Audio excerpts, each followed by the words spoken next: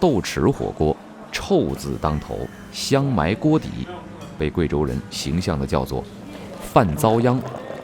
不夸张地说，这种口味出了贵州，还真不太可能在其他地方吃到。闻着臭，吃着香，锅底浓郁，食材随意。如果您觉得老邹到此志得意满，那就错了。豆豉肉丝儿、软哨才是让老邹的火锅店在贵州美食界立于不败之地的杀手锏。上的五花，你看切出来的效果都不一样，吃起来味道都不一样。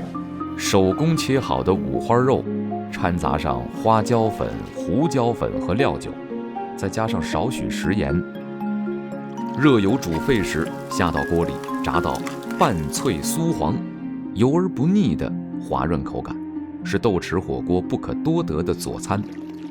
这也成为了老邹这里的招牌菜。